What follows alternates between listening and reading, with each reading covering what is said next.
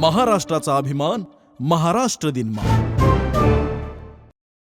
पर्यांच्या देशात हरवलेल्या राजकुमारीचं गूढ, बबिता पांडे प्रकरणामुळे अफवांचं पीक. उत्तराखंडसह संपूर्ण उत्तर भारतात सध्या पर्यांच्या देशात हरवलेल्या एका राजकुमारीची चर्चा सुरू आहे. गेल्या 40 दिवसांपासून उत्तराखंडच्या डोंगर रांगांमध्ये गायब झालेल्या तरुणीच्या शोधासाठी पोलिसांनी अथक प्रयत्न चालवले आहेत. परंतु ना तिचा शोध लागत आहे, ना काही धागादोरा सापडत आहे. त्यामुळे साहजिकच या हरवण्याचे गूढ वाढले आहे आणि त्या संदर्भातील दंतकथांना पूरक अफवांचा बाजार गरम झाला आहे. नमस्कार, मी अश्विता. आपण पाहताय महाराष्ट्र दिनमान. नैनितालची 24 वर्षीय MBA ची विद्यार्थिनी बबिता पांडे उत्तराखंडमधील प्रसिद्ध दयारा बुग्याल येथे ट्रेकिंगसाठी गेली होती. गेल्या 40 दिवसांपासून ती बेपत्ता आहे. 29 मे रोजी ती शेवटची दिसली होती. त्यानंतर तिचा कोणताही मागमूस लागलेला नाही. तिचा शोध घेण्यासाठी पोलीस, SDRF, डॉग स्क्वॉड, लष्कर, ड्रोन आणि हेलिकॉप्टरची मदत घेण्यात आली. मात्र अद्याप तिचा किंवा तिच्याशी संबंधित कोणताही पुरावा सापडलेला नाही. त्यामुळे तिच्या गायब होण्याचे गूढ वाढत चाललंय. या प्रकरणामुळे सोशल मीडियावर विविध अफवा पसरू लागल्या आहेत. विशेषतः पर्यांच्या देशाशी संबंधित खैंट पर्वताची कथा त्या निमित्तानं मोठ्या प्रमाणावर व्हायरल होतीये. स्थानिक लोक खैंट पर्वताला पर्यांचा देश म्हणून ओळखतात. तेथील एका फलकावरही अशी नोंद करण्यात आली आहे. स्थानिक लोककथांनुसार रात्रीच्या वेळी या पर्वतावर रहस्यमय प्रकाश दिसतो.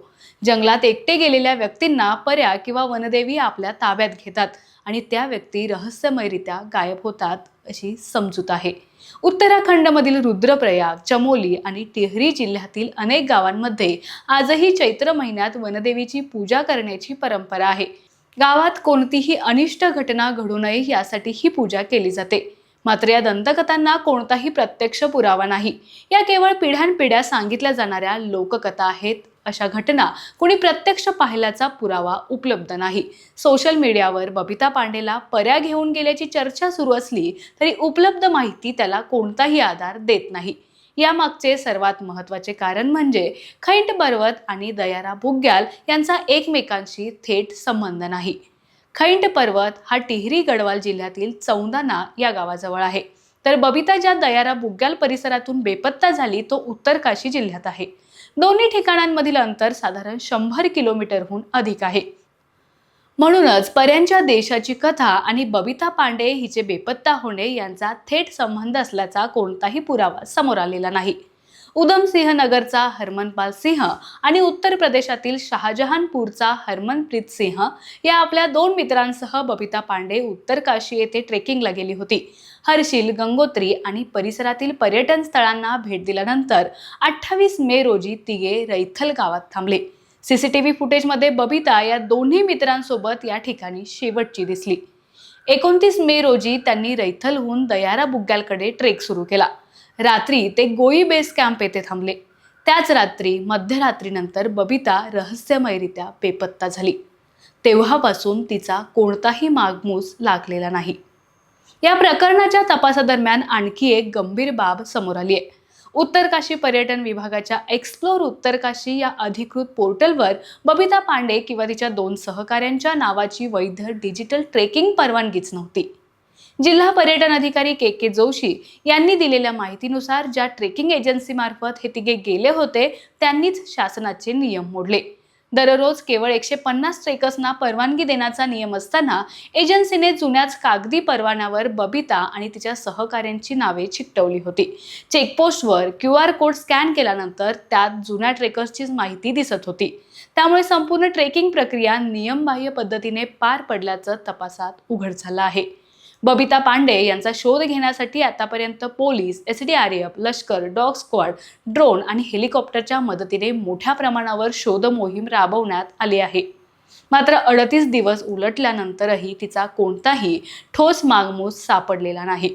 बबिता गायब झाली त्या रात्री तिच्यासोबतचे 2 मित्र मद्यपान करीत होते. त्या दरम्यान ती बाहेर फेरफटका मारत होती. मद्यपान करता करताच दोघे तंबूमध्ये झोपून गेले. त्यांना बबिताचा विसर पडला. सकाळी उठून पाहिल्यानंतर बबिता नसल्याचं लक्षात आलं आणि त्यांचे धाबे दणाणले. त्यांनी पोलिसात तक्रार दिली.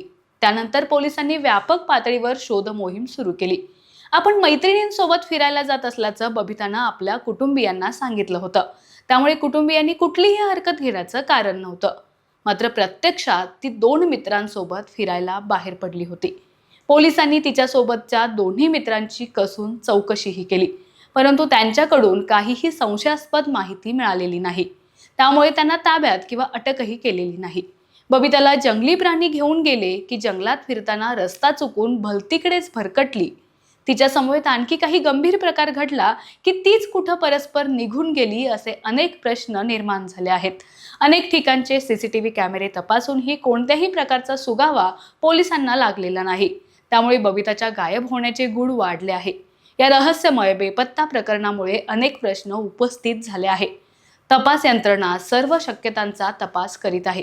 त्याचवेळी सोशल मीडियावर पसरत असलेल्या अफवा आणि लोककथांपासून दूर राहून अधिकृत तपासाच्या निष्कर्षाची प्रतीक्षा करण्याचे आवाहन प्रशासनाकडून करण्यात येत आहे. मात्र बबिताचा शोध लागेपर्यंत पर्यांच्या देशाची अफवा कमी होण्याची शक्यता तुर्तास तरी दिसत नाही.